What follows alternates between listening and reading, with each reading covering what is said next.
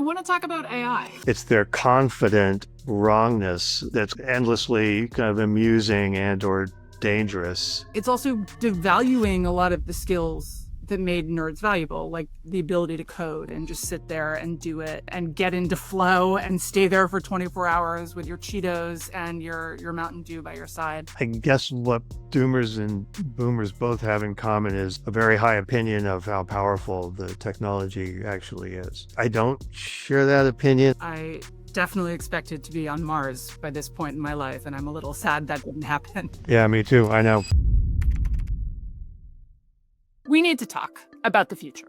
It feels like we're living in the most uncertain time I've ever experienced as an adult. Our politics is melting down. AI is disrupting, okay, not everything, but it feels like almost everything. Geopolitical alliances are shifting, and there's 85 flavors of Oreos, and they seem to be multiplying. You'd be insane if all that change didn't make you a little nervous. But when I'm tempted to fall into a death spiral of anxiety, I also remember that uncertainty and new things and creative destruction, that's where all the good stuff about my life came from. Disruptive ideas, tearing down the old and replacing it with something better, frightening, but also the root of all progress, even if it's a little scary or a lot scary when it's happening. And I'm lucky to live in America, one of the most disruptive ideas in human history. So this show is about how we make a better future for us and all the generations after us who are going to be living in our future. I don't think that's going to be easy, but I am very confident we can do it,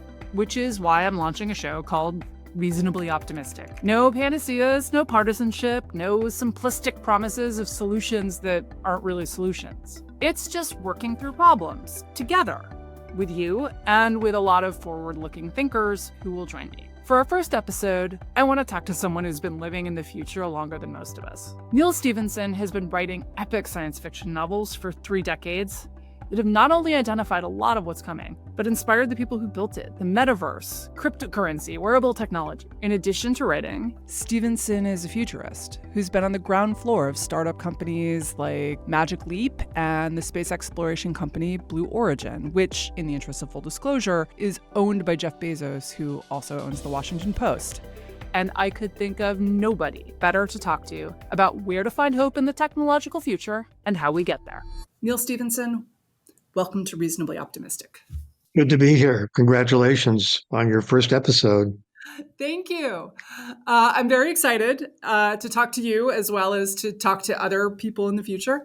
And I said in my introduction that you've been living in the future longer than the rest of us. Of course, that's a little bit of poetic license. You've been living in a future, actually a lot of them, as well as an alternative universe that often bears some startling resemblances to our own, as well as a lot of differences. So can you talk to me about what it's like to try to live in a future? At bottom, I'm a storyteller. My responsibility is basically to entertain people and keep them turning the pages. If you're writing science fiction, you sort of have to make the story hang together in a plausible way. It's got to make sense. You can get readers to go along with just about any crazy idea in the opening few pages of a book, but after that, you have to keep telling a consistent story. So a lot of what I'm trying to do in writing these books is to be pretty meticulous about thinking through the way these hypothetical technologies would work. But beyond that, thinking through, how would it make sense as a business? How might it make sense in the world of politics and society? And I think that if you can kind of succeed at those, it keeps people turning the pages, like I said, but it increases the odds that people are going to look on your work favorably as a, predicting the future kind of thing. Yeah, I think that's one of my favorite things about your books is that there's a lot of just thinking and then what? And I think my least favorite writers in general, but especially science fiction writers, are the ones who seem to start out with having some giant, usually political point that they want to make. And then all of the characters and the plot have to be shoehorned into that destination. And the thing I love about your work is that it feels like you started with the idea and then thought about, okay, but But then what would happen? What are the implications of that? You've done this so well. I want to ask you, what is it about you, other than your gifts as a storyteller, which are considerable, but what is it about you, about your background, about anything else that allowed you to think and then what so Yeah. compellingly that some of the things have actually happened? I'd say it's a few things that came together kind of fortuitously. One is sort of growing up in a college town where, everyone around me was a sort of science and engineering PhD or studying to become one. And I didn't realize that that was weird. Okay. That was just the normal way people were in my family and in my community. So I came out of that, I think, feeling comfortable with the engineering mindset and kind of the scientific mindset, and with that basically kind of optimistic view that the we're all part of a rational society and we're coming up with solutions to problems and building things that work using our rational faculties. So that's kind of the base layer that I came out of as a young person. And part of that is sort of reading classic golden age of science fiction type science fiction stories, which all kind of reinforces that way of thinking. So I think a lot of what you were referring to earlier in your remarks, is kind of downstream of that. The idea that if you're really going to write a science fiction story that rings true to a modern, sophisticated audience, you have to jettison this idea that the inventors of the technologies are going to have their way every time, and that the way that the technologies get used are always going to be what they predicted. And you have to embrace the idea that once it gets out into the world, people are going to find their own ways of using it. Yeah. So, one of the technologies that's been changing us a lot over the last decade is social media, which has kind of melted our politics. And I would argue, I think you would argue, many people's brains. Mm-hmm. But that's been true of a lot of disruptive communications technologies, right? The printing press comes and suddenly we get wars of religion, we get the Reformation. One of the early things that books are used for is to write accounts of witches, which lead to witch burnings. And then you get the telegraph, and suddenly society seems to implode. And again, with the telephone and radio and even television, I think you can argue that 1968 is a lot about the fact that protests look great on television. Yeah. And all of those things are really hard. But our culture does adapt, and I think ends up in a better place at the end of the line. Do you think we're adapting to social media yet? Or can we adapt, I guess, is the better question. Yeah. Another one on that list is loudspeakers. If you see what happened, like I was reading some historical stuff about the Spanish Civil War, and just the ability to hang loudspeakers from trees and shout things out of them, had a transformative effect on the politics of small communities there. And another, I think the same thing happened in Indonesia. But anyway, the point is the same.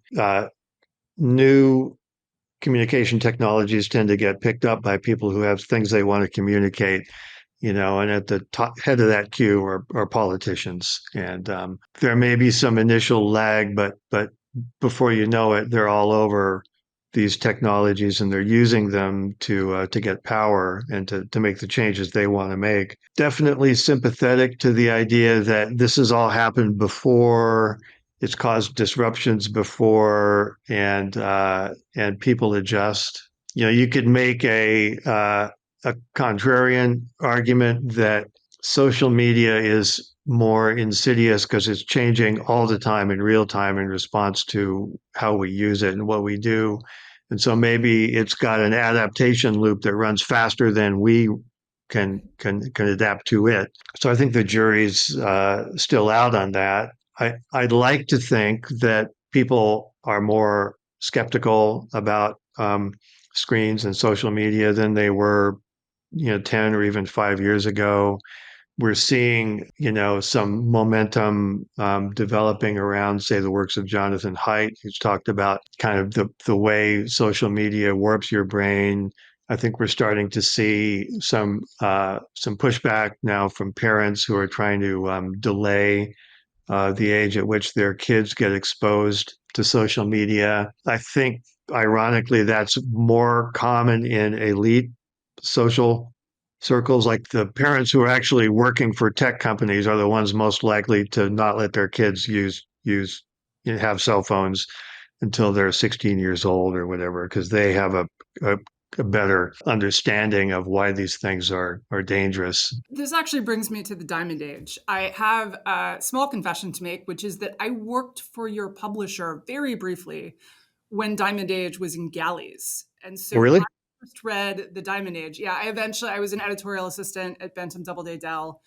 I Hmm. got fired after 3 months by an editor who said, I think you'll make a very good editor someday, but you are a terrible assistant. Entirely justified. Okay. But one of the things I remember even then, and much more strongly preparing for this interview, I went back and reread it. And it was actually, I have to say, this is not usually the case.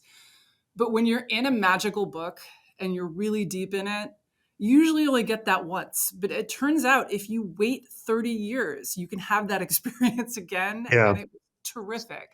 And Thank that's you. one of the themes of the Diamond Age, right? Is the split between how the elites are handling technology for their kids and how the masses are getting it. Because you've talked about the ways that AI is melting people's brains. It's causing education to just not function as education Yeah. unless all you're trying to do is teach kids to ask a GPT something, which is not what education should be. It should be about Yeah. struggle.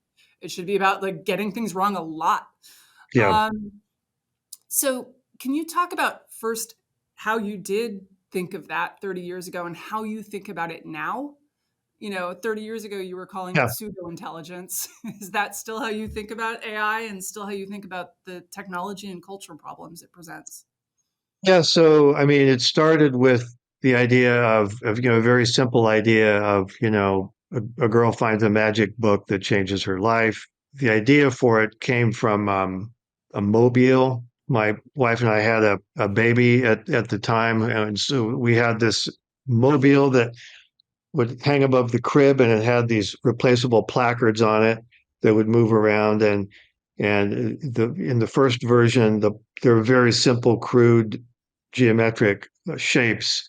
But then, as the baby's visual system improved and they learned how to focus on more detailed things, you would pop those off and replace them with more complicated cards. And so I just sort of decided to extend that idea to a whole book that would adaptively change, in response to the changing needs of the child. And it kind of developed from there. I at the same time had been sort of reading a lot about the Victorians. Steampunk was a thing at the time, and so I was thinking about their attitude towards educating young people, how it might differ from what you'd see in other cultures. Can you talk about that a bit? Sending the elites sending their kids off to these actually quite miserable boarding schools where wasn't enough food, and the big kids used to bully the little kids at the behest of the administration. Yeah, I mean, well, certainly, to use your phrasing, the idea of struggle was a big part of it. But I mean, that's not so much. That doesn't find its way into the Diamond Age so much. But there is this idea that of the importance of teaching kids to be self-reliant and think for themselves, and the inherent contradiction between that and what we normally think of as Victorian morality. We think of it as very stuffy, rigid, always the same. But at the same time, it was a very dynamic society that treasured and rewarded people who had the vision to achieve great things. So how do you square that circle? It's a kind of a perennial issue with no clear answer. So in the book, the guy who starts the whole project is a very wealthy, successful, elderly guy who he's somebody who today in our generation would have been a tech founder, but now we're 60 years in the future, and he's done all the things one does in educating privileged affluent kids, and sent them to the right schools and made sure that they networked with other kids like that. and he's not happy with the results. He doesn't think that his kids came out of all of that with the same sort of dynamism and iconoclastic spirit that accounts for him being rich and successful. And so he doesn't want to repeat that mistake with his grandchildren, but he knows he can't just directly intervene in how they're educated. He knows that his kids are going to give his grandkids exactly the same kind of upbringing, the same schools and all that produced unsatisfactory results the first time around. So as a kind of subversive technique, he has an engineer make this book, this magic book, and he gives it to one of his granddaughters as a present. Because how could the parents object to grandpa giving a book to the granddaughter? And so that's all kind of his complicated plan. But along the way, there's a couple of extra copies of the book that get made and given to other little girls of about the same age. And the results vary, right? So in a couple, the book doesn't always magically have the results that he intended, but it does fall into the hands of one extremely underprivileged and abused little girl for whom it completely transforms her life. Going back to what we said, right? That it's hard to predict what the results will be, and that there's trade-offs, right? It's never that this thing is either perfectly great or perfectly awful. So I want to talk about AI Okay. and where AI falls on that spectrum, because I think right now the conversation around it is a somewhat unhelpful dialogue between the doomers and the boomers, where it's either going to usher in fully automated luxury communism, or it's going to be the Terminator or the Matrix, and we're all going to find ourselves, huddled in the spandrels between various large robots trying to kill us. Where do you fall on the spectrum? How do you see it? I guess what doomers and boomers both have in common is a very high opinion of how powerful the technology actually is. I don't share that opinion. Pseudo intelligence. Yeah, I mean, at the end of the day, these pattern matching machines don't have an actual model of reality that is reliable that they can sort of test their outputs against. I mean, these things are changing and getting better all the time, but like the classic one from a few months ago was, asking a large language model, how many R's are in the word strawberry? Yes. And they'll very We're not good comfortable. at that. No, no. But it's a simple, like all you have to do is count them, right? I mean, just go through and count them. But that's not what they're designed to do. They're designed to do other things. It's their confident wrongness, that's endlessly kind of amusing and or dangerous. There's I was talking to a lawyer friend the other day who said that he was using one of these systems to prepare briefs. I said, well, isn't that really dangerous? I mean, they come up with all kinds of hallucinated references and they say stuff that's wrong all the time. He goes, oh yeah, of course. I mean, they're totally wrong. So you just have to throw away all that stuff and ignore it. But in between all of the wrong stuff, they do a pretty good job of summarizing certain things and aggregating information. So I thought, okay, well, that's a really telling, point of view on how to use AIs. You have to already know enough about the subject matter in question that like which 75% of the output should just be thrown away. I think Charles Mann just had a very similar story that he told a couple of weeks ago on his Twitter feed. Where he had just as an experiment asked ChatGPT or one of those to kind of effectively do some research for him and immediately saw that it was wrong. And then all of these AI advocates sort of jumped on and said, well, sure, you just have to discard the wrong stuff, and so Charles was left saying, okay, so AI is great for those of us who don't need it. Well, I mean, I think that's true though, right? Yeah, I periodically try to get an LLM, which is not the only kind of AI, but the kind of yeah. AI that is most relevant to my job right now, Mm, to write a Megan McArdle column. And I am pleased to say that so far it has not come up with anything that I would consider on par with my own work, although perhaps my readers would differ. But it is actually very useful for as a kind of super Google search. The phrase, yeah. please provide sources, very essential. Do not repeat anything it says without checking the link, but it's good at finding me things. It is great for when I have writer's block and I'm having trouble Mm, getting started. I just tell it to write the column and then I hate the column and I'm so mad that I can then get started writing the column. It's also hmm. really good for fact checking and for kind of checking my logic. It's terrific for having weird conversations about ideas I'm playing with and that my husband is sick of hearing about. Um, but I'm not sure it's good for kids. You know, you recently wrote at least one generation of people we may end up with who are mental weaklings, utterly depending on technologies they don't understand. And so I think the question is how do we balance that? How do you think about getting kids? They do need to know how to use AI at some point, Yeah, and they need to be good at it. But they first need to develop um, some thoughts. I've always hated this thing that educators will say of, we're not teaching kids facts, we're teaching them how to think. It's like you can't think about anything unless you have some facts in your head to think about. yeah. So how do we balance that? How do we build the strength that we need?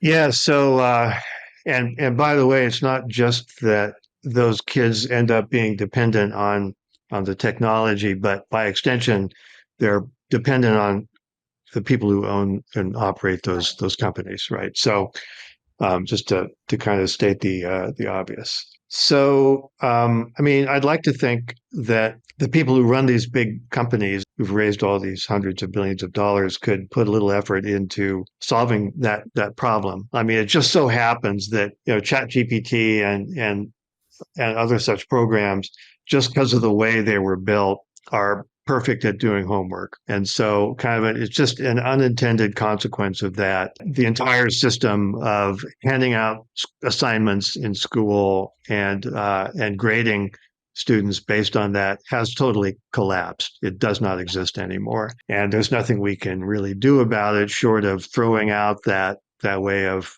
doing things.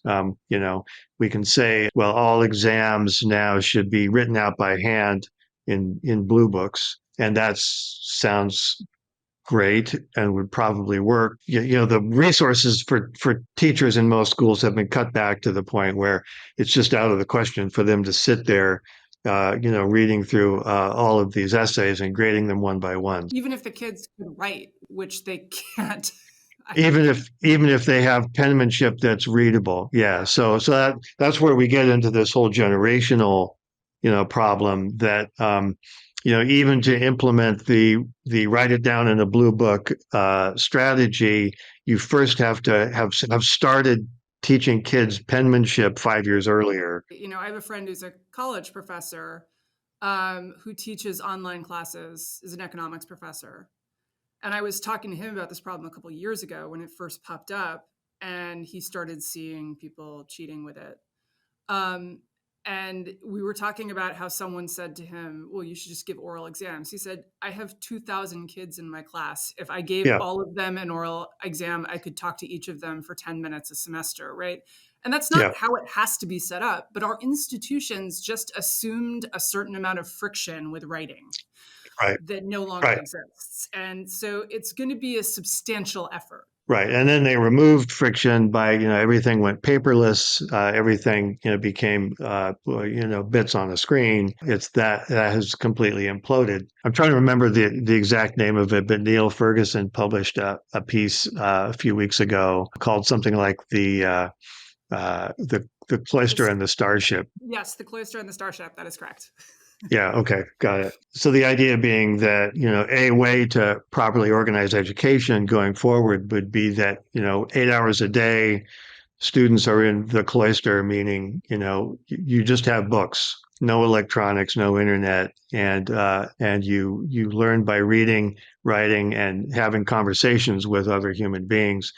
And then the rest of the time they're in the starship, which just means, completely unfettered access to the internet and AIs and all of that stuff. When you're finished with your education, you're good at doing both of those things. Right. And so that all sounds great. The obvious rejoinder, which I'm sure Neal is well aware of, is that that takes more teacher time and more resources than we are currently allocating as a society to education. We are going to have to really do some deep work on our institutions to figure out how, first of all, how we should be teaching this stuff. And then, second of all, who should be teaching it, training those people, selecting the people who should be doing it. It's going to be a big project. And I want to actually talk a bit about who this project benefits, because when I look at your books, the central conflict is often kind of nerd world versus normies, right? They are the autodidacts, the obsessives, the people who want to dive deep into some weird obsession. And as a kind of lesser nerd who has a lot of nerd-like obsessions but never learned to code, I've been looking at the world for the past 30 years, and it seems like, do you remember the movie Revenge of the Nerds? It came out when I was a teenager. Mm-hmm. Yeah, I yeah. feel like the last few decades have been the revenge of the nerds. It's been a time when having that particular set of skills has become much more valuable than it used to be. I am a journalist because blogging became a thing at a time when I had a free time to do it. And Mm-hmm. that was a space of about 5 to 10 years when that particular set of skills was useful. When I look at nerd world now, I can tell two stories about where they're going. Not the ones with capital who are going to own OpenAI, but just the normal people who come, they go to Silicon Valley, they become coders, they do tech things, they build robots. And one story is that AI is great for autodidacts. On the other hand, it's also devaluing a lot of the skills that made nerds valuable, like the ability to code and just sit there and do it, and get into flow and stay there for 24 hours with your Cheetos and your Mountain Dew by your side. Or I guess now it's more like a Jamba Juice and some like chickpea snacks. But who benefits? Do the nerds get better because GPT enables them to go farther on their own? Or do they get worse because the skills that have made them so valuable in the rise of Silicon Valley are being devalued by AI? Another word for that dichotomy you're talking about is the shape rotators versus word Word cells. cells, yes. Yeah. I mean, one possible answer that I've heard both from the uh, the lawyer friend I was talking to and some people who are working as coders in tech companies is that this stuff can replace what used to be entry level jobs.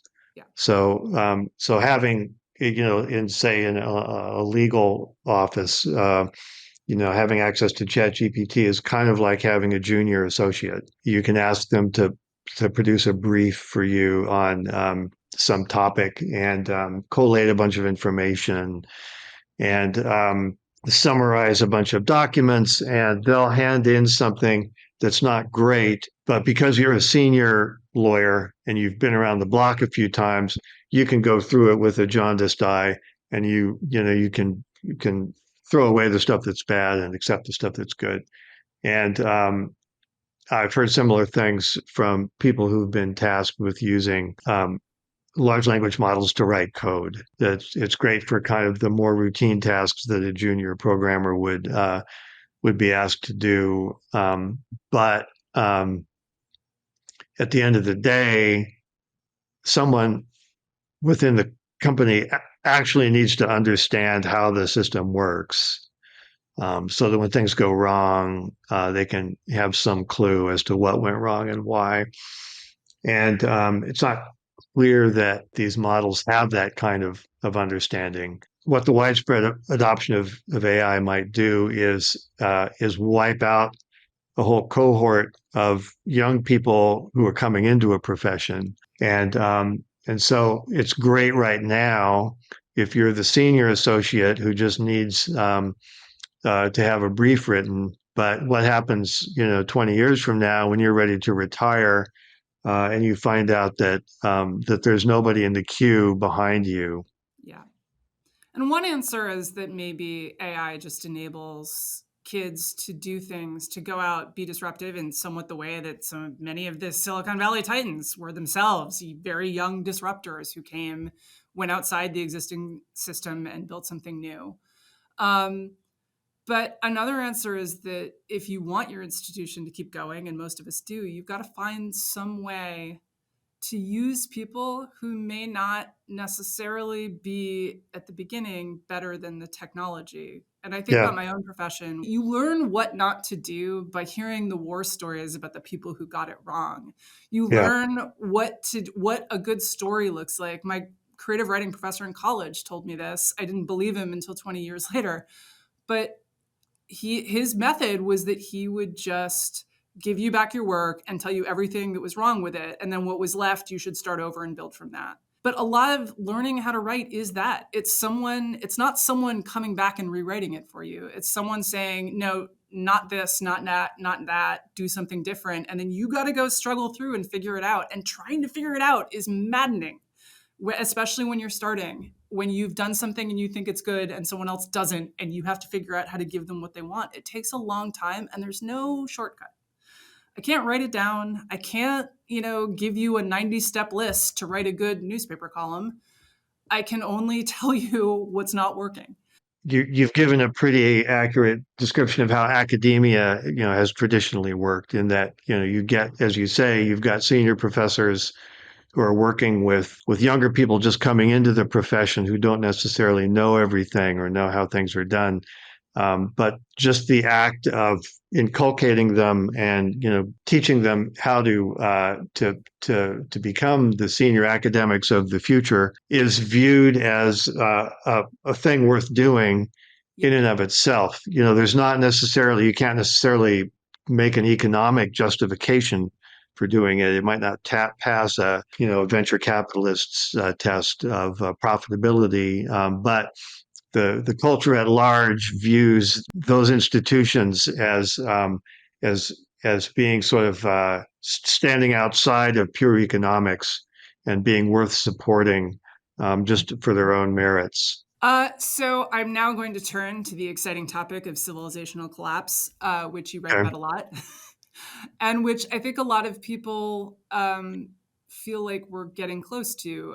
There's a lot of stuff going on. I think social media is playing a big role in it, and just more that we have bypassed a lot of the institutional gatekeepers. I can name all sorts of critiques about why those gatekeepers were doing a bad job in many ways. But it turns out that they were keeping things calm in a way that has now fallen apart. And part of this is actually, if you look at the Revenge of the Nerds, I feel like the last decade is that the nerds got their revenge. The normies freaked out, and then the nerds freaked out, and that explained a lot of our last election cycle. You are pretty close to Silicon Valley. Can you talk? Is that an accurate read? Do you think on what happened there, or am I being reductive as a columnist is wont to do? The freaking out part. Yeah. The I mean, it uh, felt to me like Silicon Valley in 2015 felt like it had a pretty good deal. It's not a labor intensive business model, so they didn't really have conflict over unions or pay. They're happy to pay their workers a lot. They're happy to pay a lot in taxes. They don't pollute a lot. And so they feel like their deal from the government is I pay you a lot of taxes, I pay my workers a lot, I don't harm the environment, and you leave me alone.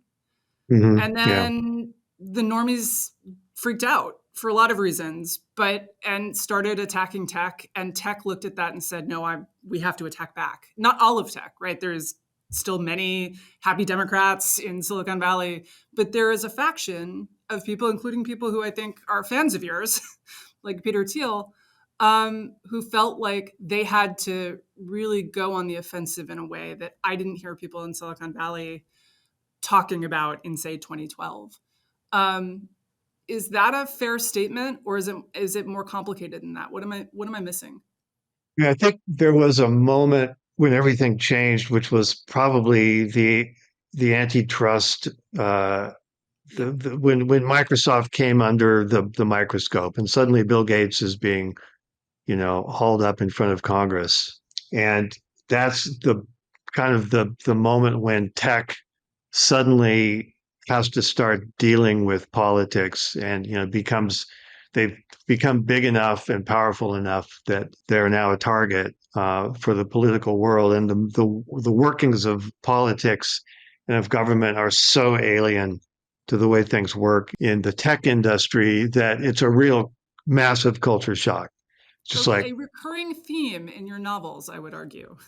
yeah, yeah, it's just like, what are you talking about? I have to go talk to these old senators in a room in Washington D.C., or I'll go to jail, or they'll unfairly, target my company. It's just it's a really hard thing to conceive of, and I think a lot of what you're talking about is sort of downstream of that moment where these people, as a consequence of their success and their wealth, have to develop a posture, and start plowing a disproportionate share of their time and energy into lobbying and talking to politicians and dealing with the stuff that they fundamentally hate and don't want to have anything to do with. And so the different approaches that they take all lead in different directions. So Bill Gates puts a huge amount of his fortune and his time into global good projects, like malaria and other sort of third world health issues, which have been enormously beneficial in my opinion, and one of the great examples of successful philanthropy in the history of the world. But even that then can become a weakness, a chink in his armor, where people claim it looks like a sinister conspiracy because they know that there's enough gullible people out there who will fall for that line of argument. And so it's wearisome, and it's demoralizing to these people, and how they react to it, I think, explains a lot of the funky behavior that we see from people who are in that world. So, I guess I'm going to ask, do you think of your work as political or anti-political? Well, I think of it as observational. For me, the consequence of Snow Crash and the Diamond Age is that I ended up knowing people in the tech industry in the '90s. As in, say, Cryptonomicon, I'm essentially reporting on what I saw, which was the sort of techno libertarian mentality that was common there, which had a really powerful utopian strain to it. And to me, that's those are interesting people. And I'm interested in their ideas, and to write a book about people in the tech industry that doesn't take all of that into account, would be silly and unrealistic.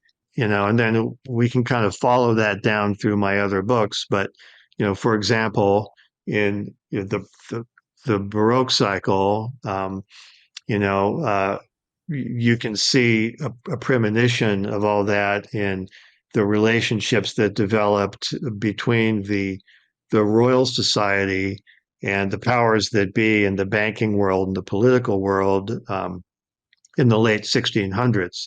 Because it starts out as a bunch of nerds just doing their nerdy things and having fun, but it turns out that a consequence of all of that is tremendous power and tremendous wealth, and so they too end up getting, Isaac Newton ends up running the mint and being enmeshed in all kinds of political stuff. So so I think it's just an observational fact that when nerds get rich and powerful, they can't help uh, but get involved in politics, and sometimes it's a who whom kind of problem. They're either actors uh, or they are acted upon. Whether they like it or not. I think it's funny to go back to a lot of Golden Age science fiction, which I was an avid reader of. I definitely expected to be on Mars by this point in my life, and I'm a little Yeah, sad that didn't happen. But yeah, me too. I know. is that you go back and they're actually incredibly prescient often about the technology. I mean, there's the details, the computers that Isaac Asimov and Robert Heinlein have doing these incredible things would not have in any way been capable of doing that. But I Yeah. think Heinlein foresaw cell phones in Space Cadet, which was 1947, 1949, maybe. But the patrol is still all boys, right? They're in these incredibly advanced futures, but everyone's smoking and all the women are housewives. Yeah. Yeah. And it seems like the technology is actually much easier to predict than how the technology is going to change us. Yeah. Because culture, in a way, is Yeah. its own sort of technology. Right. It's very Um, much a 1950s social organism that just happens to have rocket ships. Exactly. Or they're reenacting the golden age of exploration Yeah. in spaceships, which is very cool. I loved all of it, but or not all of it, but a lot of it. But how do you think about that culture problem? How do you think about humans learning to deal with and finding stuff that you never expected? Because this is something I've been writing a lot about with AI, is that a lot of people are looking around and saying, well, how come it hasn't changed the world yet? And my answer is, well, maybe it won't. Predictions are hard, especially about the future. But also that it just takes humans a lot longer to really exploit technologies than you think it will. Organizational change is a lot slower than engineering change in a lot of ways. Can you talk about that, about how people adapt? Yeah. I mean, it's a mix, isn't it, of surprisingly slow and surprisingly fast adoption of technology. So, you know, students started using ChatGPT a lot faster than I would have expected, and it's because it just so happens that the things it's capable of doing are a perfect match for what students are expected to do, when they're given a homework assignment. It wasn't necessarily invented as a way for students to cheat on homework, but that happens to be the one thing that it's perfect at. So in cases like that, you can see very rapid adoption. And then in other cases, as I was saying before, the things that were predicted don't always come to pass. If you look at the attitudes that people had about the internet, say in the mid '90s, it was there was a kind of hippie grad student ethos that was very idealistic that comes out of an academic environment, and it's a mentality that if everyone has completely unfettered access to all the world's information, then of course people are going to use it to become more educated and rational, and society is going to get better. But that's been slower to happen than TikTok. I do really want to close by asking what you're optimistic about, because this is the idea of this show, is finding Okay. reasons to hope, and things that are reasonable to hope about, though, not like I hope that world peace will come and I have no idea how that's going to happen. But what are you optimistic about that seems possible and really neat?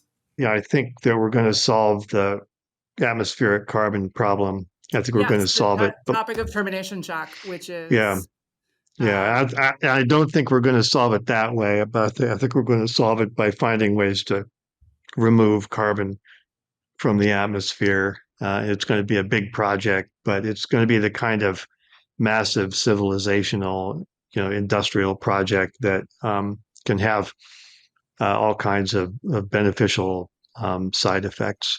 yeah, it feels like we had to get to a point where we stopped arguing between the people who just wanted to deny it was happening and the people who thought that the fact that it was happening was a good excuse for living out their kind of fantasies about degrowthing. Yeah, Neither of right. which I think even if I'm not arguing about whether we should do that in some theoretical sense. We're not going to do it, and so we had to Yeah, get to a point where everyone recognized that we weren't going to do it, and yeah, then we can start talking about what we are going to do. And I think I agree yeah, with you that we're now at that point. yeah. And I'm seeing young people who, 10 years ago would have automatically gone into writing code. So of getting interested in this as a hard engineering project.